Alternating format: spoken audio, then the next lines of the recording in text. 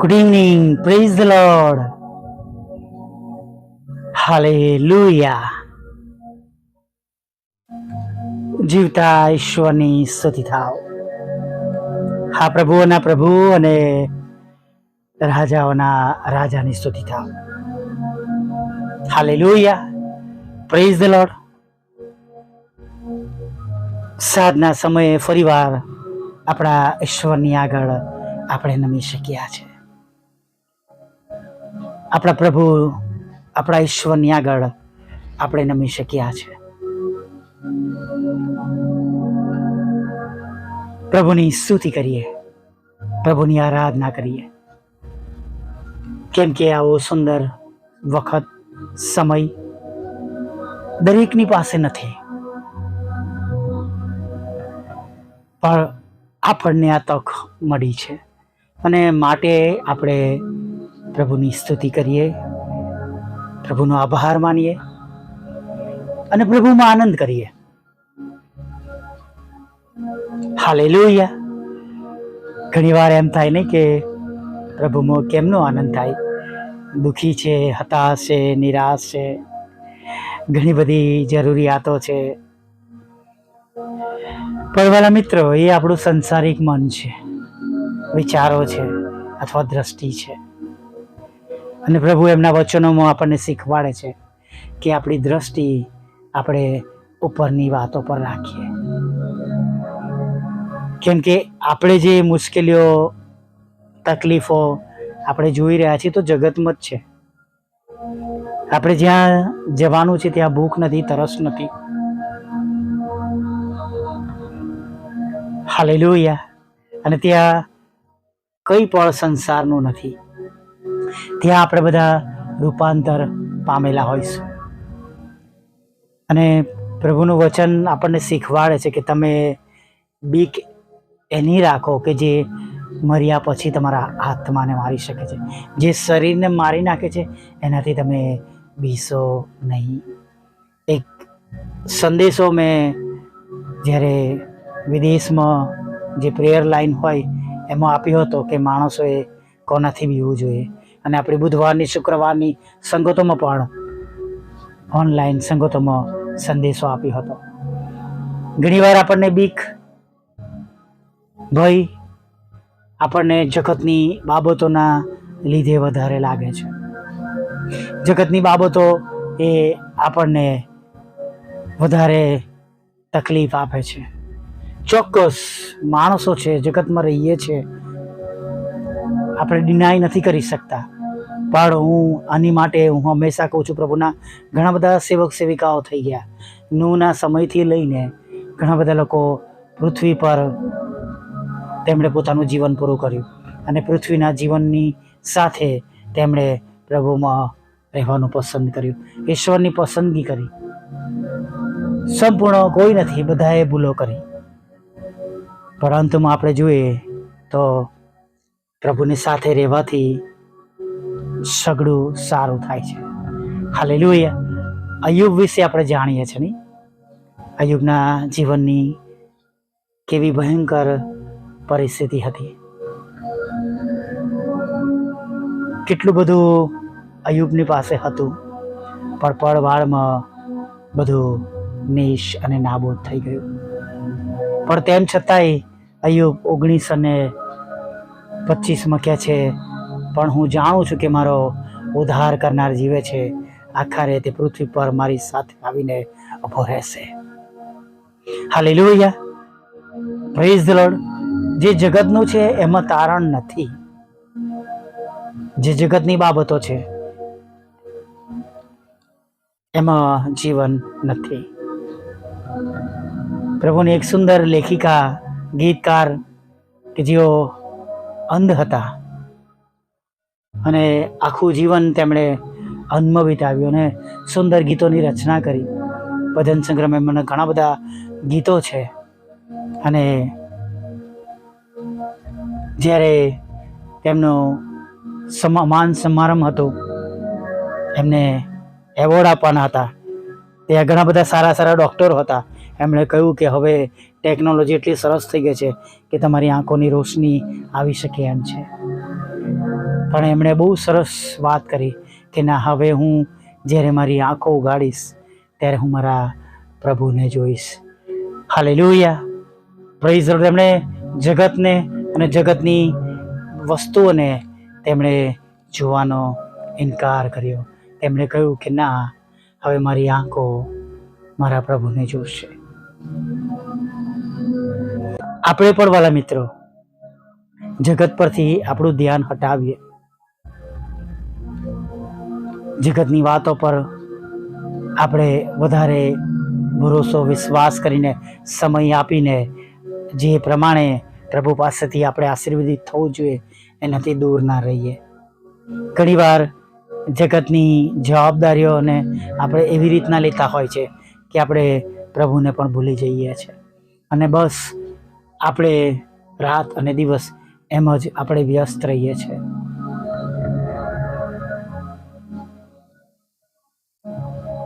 જો આપણે આપણા વ્યસ્ત જીવનમાંથી બહાર આવીશું અને ખબર પડે કે પ્રભુ તો આવીને જતા રહ્યા છે તો કેવું થાય? નહીં, મેં એક વખત કહ્યું હતું નહીં કે નીલાબેનનો દીકરો છે સેલ્વિન, અને મારા સન ઇન લોને સવારમાં પથરીનો દુખાવો થયો હતો અને હું એમને હોસ્પિટલ લઈ ગયો હતો અને નીલાબેનને પણ સાથે લીધા હતા સવારમાં, વહેલી સવારમાં. અને એ દીકરાએ જ્યારે ઉઠ્યો ત્યારે કોઈને ઘરમાં જોયા નહીં, મમ્મીને જોયા નહીં, પપ્પાને જોયા નહીં, અને એ ગભરાઈ ગયો અને મમ્મીને ફોન કર્યો, મમ્મી તમે ક્યાં છો? તમે મને આખા ઘરમાં મળ્યા નહીં, કઈ છો તમે? એમણે કહ્યું કે બેટા હું હોસ્પિટલમાં છું. થોડી વાર માટે જ્યારે તેણે તેના મમ્મી પપ્પાને ના જોયા, તેની બહેનને ના જોઈ તો એ ગભરાઈ ગયો. પણ હજુ તો પ્રભુ આવ્યા નથી એટલે ફરીથી મેળાપ થઈ ગયો. પણ જો આપણે એવા જગતના કામોમાં વ્યસ્ત રહીશું, જગતની બાબતોમાં વ્યસ્ત રહીશું અને પ્રભુનું આવું થયું અચાનક, પ્રભુ આવીને ચાલ્યા ગયા અને આપણે આપણું ઓફિસનું કામ, બિઝનેસનું કામ કે જે કંઈ આપણું જગતનું કામ એને પૂરું કરીને આપણે બહાર નીકળીને જોઈએ તો અડધા ઉપર કોઈ મળતું નથી કે બધા જ નથી મળતા. આપણે જાણતા નથી. પ્રભુ દરેકને લે, દરેક પસ્તાવો કરે, દરેક પ્રભુનો સ્વીકાર કરે, દરેકને પ્રભુ ઉપર ઉચકી લે, એ મારા હૃદયની પ્રાર્થના છે અને દરેકના જીવનો બદલાઈ જાય. હાલેલુયા. પણ વાલા મિત્રો, અચાનક આપણે જોઈએ પ્રભુ આવીને ચાલ્યા ગયા છે. હવે હું એકલો રહી ગયો છું, એકલી રહી ગઈ છું. બધું જ છે, ધન છે, ઘર છે, સંપત્તિ છે, પણ હવે પ્રિયજનો નથી રહ્યા. અને એ સમય બહુ કપરો છે વાલા મિત્ર. જો પ્રકટીકરણ વાંચશો તો પ્રભુનો આત્મા, પવિત્ર આત્મા પિતા તમને ચોક્કસ દુરવણી આપે. પણ આપણે એવા દુઃખોમાં ન ફસાઈએ, આપણે જગતમાં ભૂલા ના પડી જઈએ, જગતની બાબતોમાં ખોવાઈ ના જઈએ, કે પાછા ફરવાનો રસ્તો ન જાણે, અથવા જગતની મોહ માયામાં એવા ન ફસાઈ જઈએ કે ફરીથી પ્રભુનો સ્વીકાર કરી ના શકીએ, જગતની બાબતોના આદિ ના થઈ જઈએ કે પ્રભુના વિશ્રામમાં બેસતા એ બાબતો આપણા માટે ફાંદારૂપ બની જાય. આવો એક નાની પ્રાર્થના સાથે સાંજના સમયમાં આગળ જઈએ, પ્રભુની આગળ આપણું જીવન મૂકી દઈએ. ફરી વાર આપણે તૈયાર થઈએ. ઘણી વાર આપણે પોતાને મેક ઓવર કરીએ છીએ, નહીં હું ફ્રેશ થઈ જાઉં, અને ફરીથી ટચઅપ કરતા હોય છે. ફરીથી આત્મિક રીતે આપણી પોતાની જાતોને આપણે ચેક કરીએ.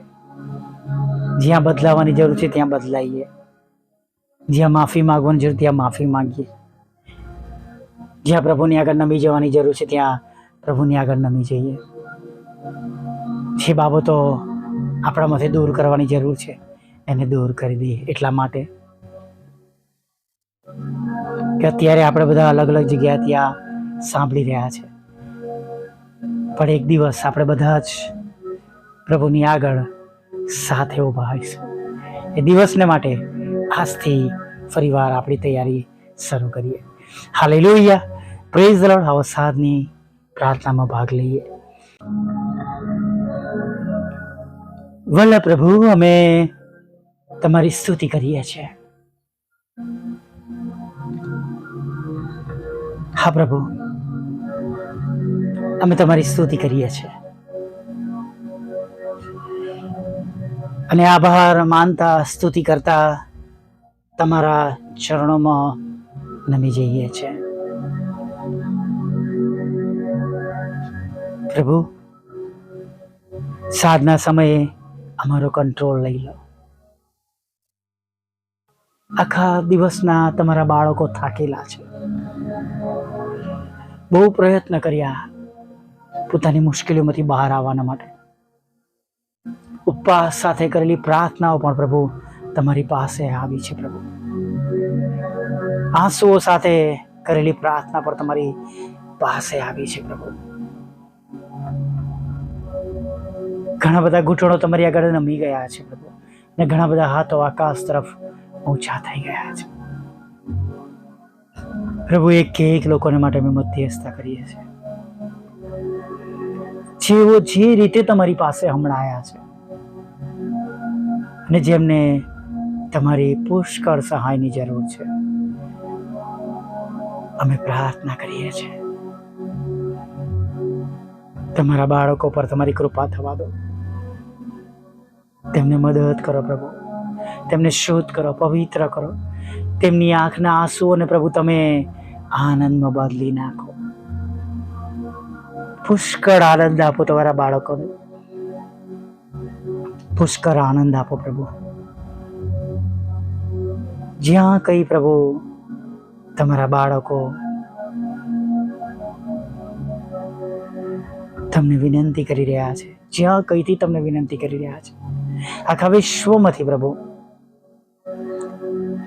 આજે તમે એમનું સાંભળો. તમારું વચન કહે છે કે તમે હજી સુધી મારા નામે કંઈ માંગ્યું નથી. માંગો, તમને મળે અને તમારો આનંદ સંપૂર્ણ થાય.